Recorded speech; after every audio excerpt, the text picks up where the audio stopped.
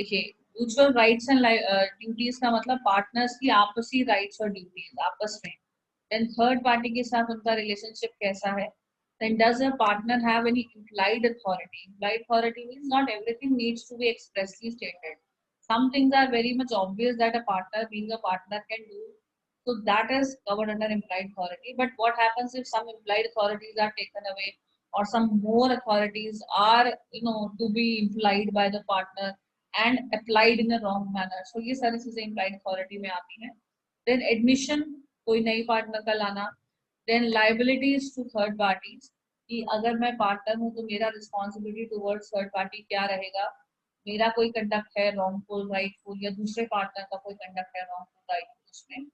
Then legal consequences of partner coming in and going out, ये भी सब चीजें इसमें आती हैं। acts beyond implied authority, something which needs to be stated expressly. Then can we extend and restrict a partner's implied authority? ये सब चीजें उसी में आती है implied authority में। और legal consequences of partner coming in and coming going out में admission, retirement, expulsion, insolvency, death, इसमें काफी चीजें आपने अकाउंट में भी देखी होंगी। तो ये सारी चीजें इसमें कवर होती हैं। Now we have relation of partners to one another. Basically, section 9, a very important section, specifies that partners are bound to carry on the business of the firm to the greatest common advantage, to be just and faithful to each other, and to render true accounts and full information of all things affecting the firm to any partner or his legal representative. तो basically यहाँ पर हमने क्या देखा कि partners जो हैं उनको जो बिजनेस कैरी आउट करना है वो आराम से फर्म का बिजनेस कैरी आउट कर सकते हैं। कॉमन एडवांटेज मतलब सबके बेनिफिट के लिए करेंगे।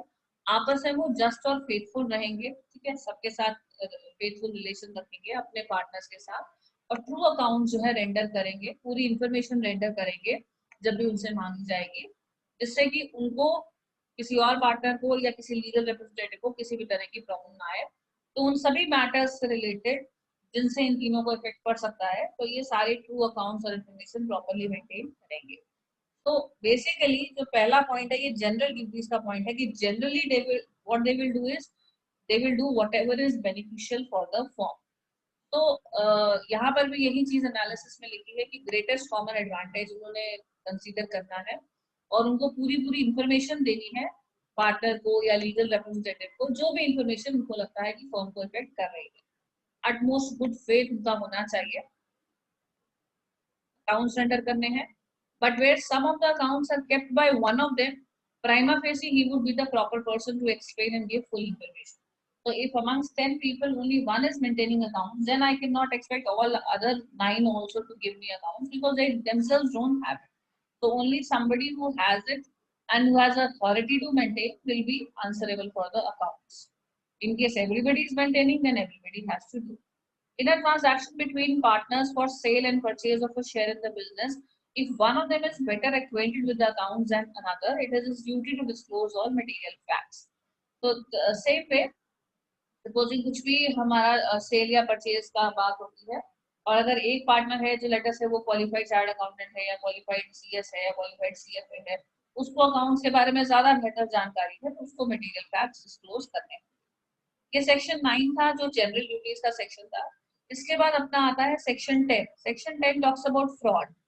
सेक्शन 10 बेसिकली जब कोई पार्टनर जो है फ्रॉड करता है, मान लीजिए बिजनेस करते करते उसको लगा कि ये मेरे लिए बेनिफिशियल अपॉर्चुनिटी है, मैं इससे पैसा कमा सकता हूँ, और वो बाकी पार्टनर्स को धोखा देने की कोशिश करता है और पार्टनरशिप को उस वजह से नुकसान होता है, तो ये जो पार्टनर जिसने गलती करी है ये फर्म को या जो भी पार्टनर जो भी डियर कर रहा है उसको इंडेमनीफाई करता है। So every partner shall indemnify, indemnify means make good, every partner shall indemnify the firm for any loss caused to it by his fraud in the conduct of the business of the firm. Now यहाँ पर he must make good the loss sustained by the firm by his misconduct, and the amount so brought in the partnership should be divided between the partners. मैंने जो मान लीजिए मेरी वजह से, मेरे रॉन्गफुल कंडक्ट की वजह से पार्टनरशिप को 2 लाख का नुकसान हुआ है, तो अगर ऑलरेडी उसके 4 और पार्टनर्स हैं जिन्होंने मिलकर ये बियर करा, तो फिर वो आपस में उसको शेयर कर सकते हैं। An act of a partner imputable to the firms or the principles of agency which is a fraud on his co-partners entitles the co-partners as between themselves to throw the whole of the consequences upon him. इस line का मतलब सिर्फ इतना सा है, ये line वैसे बहुत हाई साउंडिंग लग रही है पर इसका मतलब बहुत सिंपल है। देखिए हमने देखा था कि पार्टनरशिप का जो लॉजिक है that is mutual agency. Partnership का ट्रू टेस्ट है mutual agency, that whatever I do, supposing I am in partnership with you, whatever I do I can make you accountable, and whatever you do you can make me. I will be your agent as well as your principal, and you will be my agent as well as my principal. We have already gone through this point. तो अब यहाँ पर वो कह रहे हैं कि अब क्योंकि मैं आपकी एजेंट हूँ, ठीक है, या लेट अस से हम चार पार्टनर्स हैं ए बी सी डी, ठीक है। अब ए जो है वो बी का एजेंट है, मान लिया, यानी बी जो भी करेगा उसके लिए ए रिस्पॉन्सिबल है और ए जो करेगा उसके लिए बी रिस्पॉन्सिबल है। अब मान के चलते हैं कि बी ने कोई फ्रॉड कर दिया तो रिस्पॉन्सिबिलिटी ए के ऊपर भी आ जाएगी, ए के ऊपर आ जाएगी और वो बियर करेगा, ठीक है, एट द फर्स्ट इंस्टेंस तो वो करेगा, बिकॉज थर्ड पार्टी को हम ये नहीं कह सकते कि सर हमारा हेडेक, ये मेरा हेडेक नहीं है, आप उसी से जाके हो। तो एट द फर्स्ट इंस्टेंस हो सकता है उसको वो रिस्पॉन्सिबिलिटी बियर करनी पड़े, but then he can always throw this consequence on the person who had committed the fraud.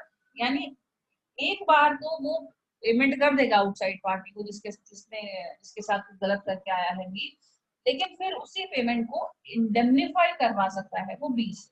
यानी लेटर से मैंने कोई फ्रॉड करा है, ठीक है, मैंने कोई फ्रॉड करा और बाकी पार्टनर्स को मेरे फ्रॉड की वजह से कंसिक्वेंसेस बियर करने पड़े, उन्होंने अपने अपने पॉकेट से 50,000 निकाल के दे दिए। तो अब ये होगा कि ये सभी पार्टनर्स मुझे बोल सकते हैं, अगर मैं ट्रेसेबल हूँ तो वो मुझे बोल सकते हैं कि भाई मुझे ये सारा अमाउंट जो आप लोगों को पे करना पड़ा वो मुझे अब आप लोगों को वापस देना पड़ेगा, इंडेमनिफाई करना पड़ेगा, आप मुझसे रिकवर कर सकते हैं। Then we have section 11। Section 11 में rights and duties of partners by contract between the parties.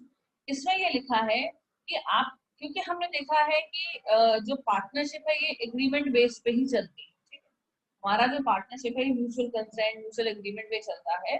तो यहाँ पर इस पॉइंट में सेक्शन 11 में भी यही लिखा है कि आपके जो पार्टनर्स की म्यूचुअल राइट्स एंड लायबिलिटीज हैं वो आप एक कॉन्ट्रैक्ट से डिटरमिन कर सकते हैं।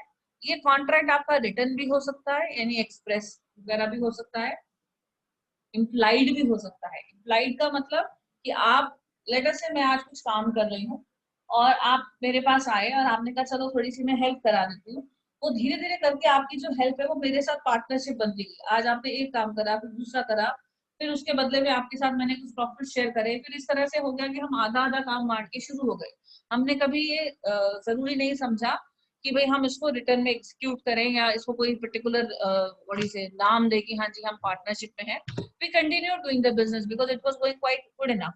तो इस तरह में भी हम, अगर हमने अब इस तरह के कंडक्ट में भी अगर हमने कुछ अपनी म्यूचुअल राइट्स एंड लायबिलिटीज को मान लो बातों बातों में स्पेसिफाई कर दिया कि ऐसा करेंगे, आगे से हम इस तरह से कर लेंगे, तो ये जो हमने सो कॉल्ड वेरिएशन करी है, ये चेंज करी है, ये भी हमारे ऊपर बाइंडिंग होगी।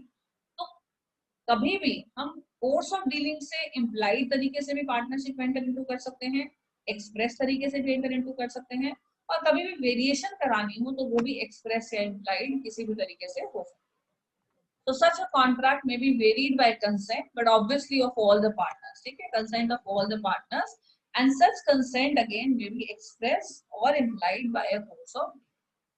Then the second point which your book refers is agreements in restraint of trade. यहाँ पर वो कह रहे हैं कि notwithstanding anything contained in section 27 of Indian Contract Act 1872, such contracts may provide that a partner shall not carry on any business other than that of the firm while he is a partner. तो यहाँ पर ये क्या कह रहे हैं कि आप जो है कॉन्ट्रैक्ट में कुछ भी कर सकते हो, कुछ भी लिख सकते हो, कॉन्ट्रैक्ट में कोई भी टर्म्स एंड कंडीशंस डाल सकते हो, और साथ ही साथ सेक्शन 27 क्योंकि ये कहता है कि रिस्ट्रेंट ऑफ ट्रेड वाला एग्रीमेंट वॉइड है, उसको 2 मिनट हम साइड में रख देंगे क्योंकि हम जो बात कर रहे हैं उसी की एक्सेप्शन है। तो ये कह रहे हैं कि नॉट विथस्टैंडिंग एनीथिंग, आप जब अपने रिलेशंस को डिटरमिन करते हो, पार्टनर्स के रिलेशंस को जब डिटरमिन करते हो, तो ये लिख सकते हो या बोल सकते हो या समझ सकते हो कि कोई भी पार्टनर पार्टनरशिप के अलावा कोई काम नहीं करेगा। यानी जब हम अपने म्यूचुअल राइट्स एंड लायबिलिटीज को फाइनलाइज करते हैं तो हम ये कह सकते हैं एक दूसरे के सामने ये पॉइंट रख सकते हैं सहमति के लिए कि जब आप पार्टनरशिप का काम करोगे तो और कुछ नहीं करोगे, and this will not amount to an agreement which is in restraint of trade which we have already seen in partnership. ठीक है, अब चलते हैं कंडक्ट ऑफ बिजनेस पे, section 12। This is again a very simple section which just states that subject to a contract between the partners, sorry, every partner has a right to take part in the conduct of the business। तो हर partner के पास एक right है कि वो business के conduct में हिस्सा ले सकता है, और subject to contract between the partners. Normal circumstances में तो हर कोई पार्ट ले सकता है, पर सपोजिंग हमने कॉन्ट्रैक्ट कर रखा हो कि आप मतलब मैंने जैसे ये एग्री कर रखा हो आपके साथ कि I will pay money but I will not take active part in the management, or I will only lend my name. So whatever my condition is, based on that we can modify. Then every partner is bound to attend diligently to his duties। यानी जब partners के साथ हमारी partnership होती है तभी हम एक कमिटमेंट दे देते हैं कि जब बिजनेस कंडक्ट होगा तो हम बहुत ही केयरफुली उसको कंडक्ट करेंगे, and any difference arising as to ordinary matters connected with the business may be decided by the majority। Difference as to ordinary matters का मतलब कोई भी डिफरेंस ऑफ ओपिनियन अगर होता है, कोई भी अगर मतभेद जिसको आप बोलते हैं होता है, तो उसमें मेजॉरिटी पार्टनर्स की डिसीजन जो है बाइंडिंग होती है। और before any matter is decided her partner के पास एक राइट है टू एक्सप्रेस हिज ओपिनियन कि मैटर डिसाइड होने से पहले मेरी भी आपको सुननी है, पर जब भी हम डिसाइड करेंगे तो मेजॉरिटी से ही डिसाइड करेंगे। Of course if we have to change the nature of the business, पूरा बिजनेस ही बदलना है, तो उस केस में आपको सभी पार्टनर्स का कंसेंट चाहिए। Then every partner has a right to have access to and inspect and copy any of the books of the firm। तो आपकी जो बुक्स ऑफ द फर्म है उसको देखने का, इंस्पेक्ट करने का, कॉपी लेने का राइट जो है वो भी है पार्टनर्स के पास अंडर दिस सेक्शन है। तो बेसिकली ये राइट्स एंड ड्यूटीज को ब्रीफ करने वाला एक सेक्शन है। नीचे भी इन्होंने यही लिखा है, एग्जाम्पल को एक बार देखते हैं जो एनालिसिस के नीचे एक एग्जाम्पल है, वहां पर लिखा है कि now suppose this management power of the particular partner is interfered and he has been wrongfully precluded from participating therein, can the court interfere in these circumstances? The answer is in affirmative। So basically what they want to say that since every partner is entitled to take part in the business of the partnership and there is some restriction कि नहीं sir आप ये नहीं कर सकते या ये आप इस तरह से नहीं कर सकते, तो क्या हम मैटर कोर्ट में लेके जा सकते हैं? कहीं कोर्ट हमको वापस तो नहीं भेज देगी ये बोलकर कि तो तुमने डिसाइड करा है तुम देखो। The answer is no. Court will definitely listen to this case, court will hear to this case and by injunction, injunction आपको याद होगा, इंजंक्शन ऑर्डर से वो रिस्ट्रेन कर सकती है बाकी पार्टनर्स को। उनको कह सकती है कि आपने ऑलरेडी इसको पावर दी थी और ये बात एक्ट में और आपने भी क्लियर मानी है कि आप उसको वो करने देंगे जो ये करना चाहता है और आप उसको नहीं रोकेंगे। तो अब मैं आपको याद दिला रहा हूँ कि आपको इसको रोकना नहीं है। इसके अलावा और भी बहुत सारी रेमेडीज हैं। ठीक है, अगर आपको लगता है कि रॉन्गफुली आप डिप्राइव हुए हैं, पार्टिसिपेशन आपको करने को नहीं दी गई है जो कि आपका राइट था, तो और आपको लगता है कि अभी शायद बात जो है आगे निकल चुकी है या there is no use that if I am now allowed to participate और whatever, so in that case we have other remedies, for example dissolution accounts without seeking resolution। That means you can seek clarity, you can seek dissolution, you may say कि I don't want this partnership to continue, or you want कि मुझे हिसाब किताब दिखा दो और let me settle my stuff or whatever, right? तो ये चीजें आपकी एनालिसिस ऑफ सेक्शन 12 में है। इस एक बार इसको गो थ्रू कर लीजिएगा फिर आगे चलते हैं। If I talk about the second paragraph, the above mentioned provisions will be applicable only if there is no contract to contrary। यानी अगर नॉर्मल सर्कमस्टांसेस में मैं अपनी पावर एक्सरसाइज करना चाहती हूँ और नहीं कर पा रही हूँ तो मैं नॉर्मल सर्कमस्टांसेस में तो कोर्ट जा सकती हूँ, लेकिन अगर मान लीजिए मेरा और बाकी पार्टनर्स के बीच में कुछ और कॉन्ट्ररी एग्रीमेंट हो रखा है, मेरे ऊपर किस तरह की रोक टोक लगी हुई है या कुछ भी ऐसा अरेंजमेंट हमने कर रखा है जो कि पब्लिकली भी सबको पता है, तो उस केस में मैं अपने जो पार्टिसिपेशन वाला राइट है वो हर जगह में उसको आउट नहीं कर सकती।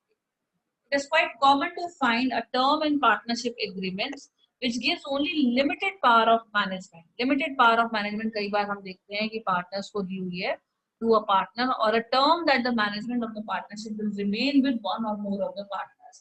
तो पार्टनरशिप एग्रीमेंट में बहुत कॉमन है ऐसी टर्म्स लिखा होना कि मैनेजमेंट का सारा काम या तो मिस्टर सो एंड सो देखेंगे या ये 2-3 लोग देखेंगे, बाकी कोई नहीं इन्वॉल्व होगा मैनेजमेंट। इस तरह के टर्म्स एंड कंडीशंस अगर हैं, then a partner cannot say sir please refer section 12. No, he cannot say, and courts will not interfere with the management unless it is clearly made out that something was done illegally or in breach of the trust reposed in such part.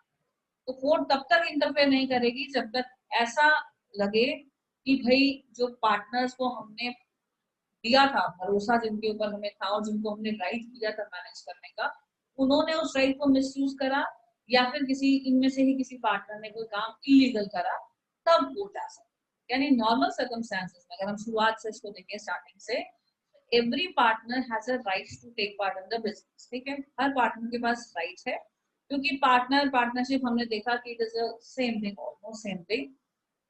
यहाँ पर अगर हमने ये भी देखा कि अगर किसी पार्टनर की पावर्स के साथ इंटरफेरेंस होती है, if he wants to do something but the other partners are restraining him from doing so, yes, the court can interfere and the court will indirectly restrain other members, other partners from no, not the court is going to issue a restraint order stating that they should not interfere in the conduct of the business which is being done by the partner who has filed the complaint.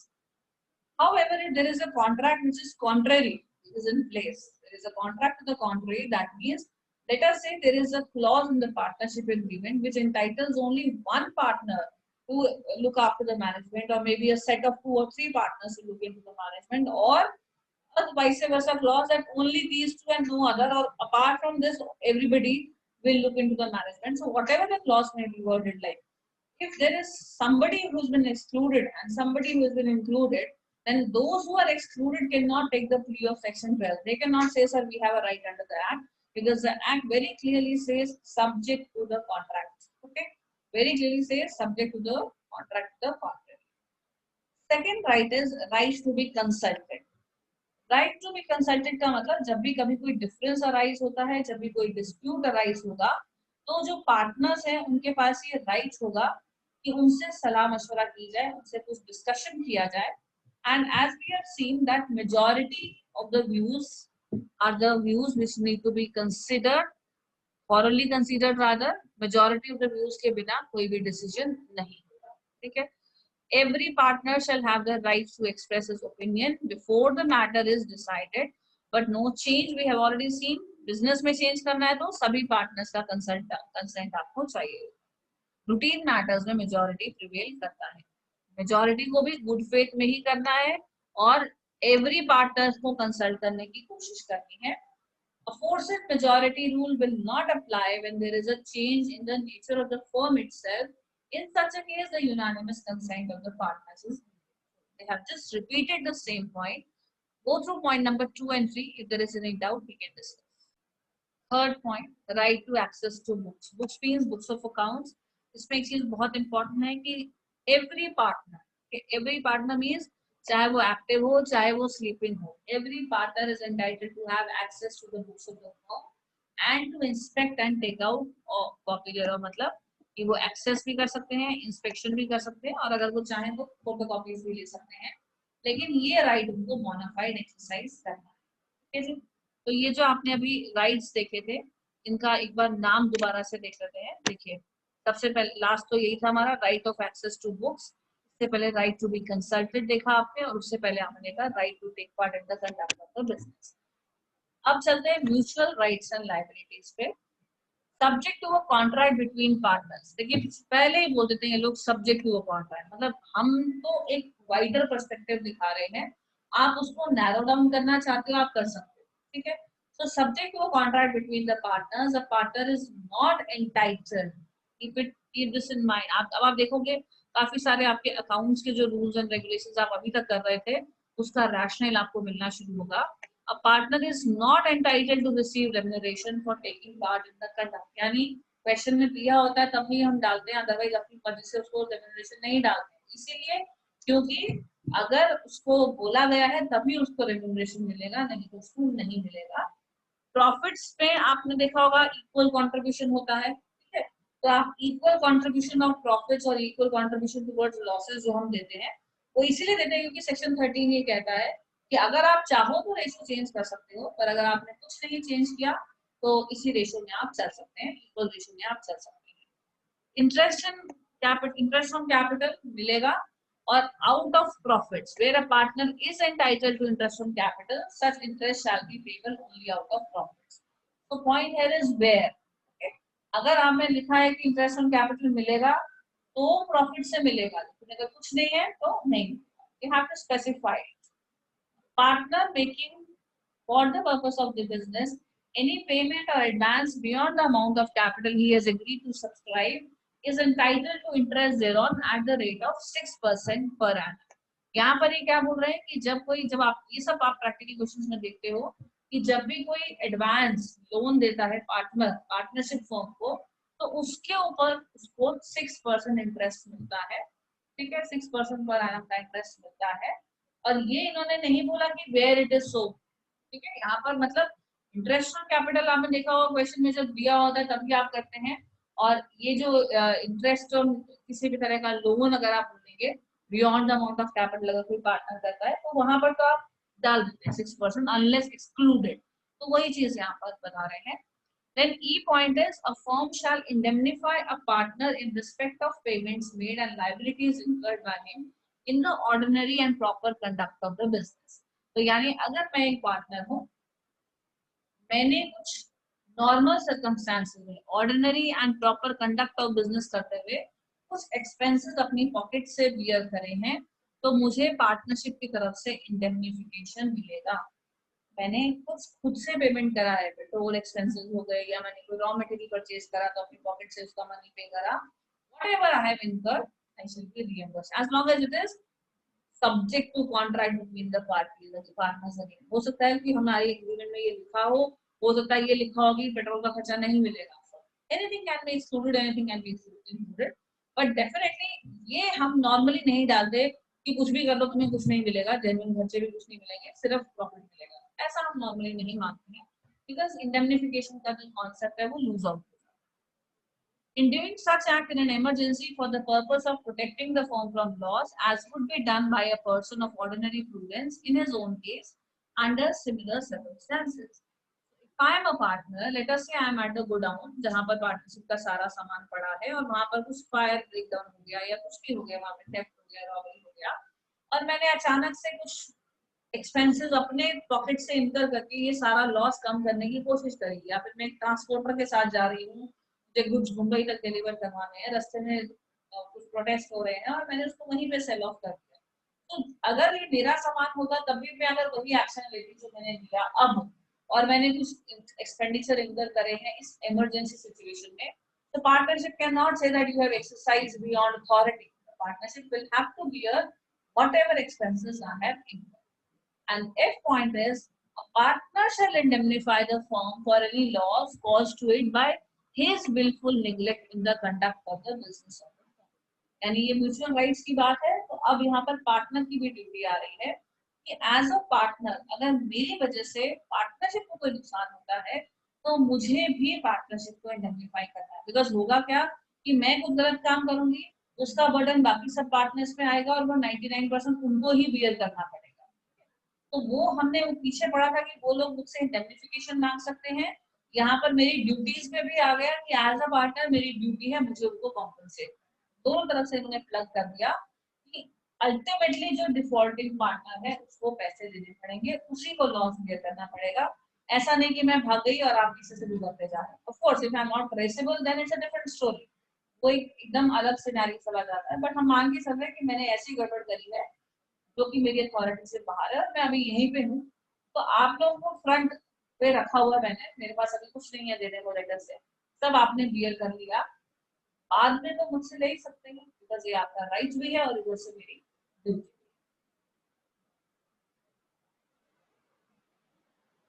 Interest on capital में यहाँ पर the following elements must be there before a partner can be entitled to interest on monies brought by him in the partnership business।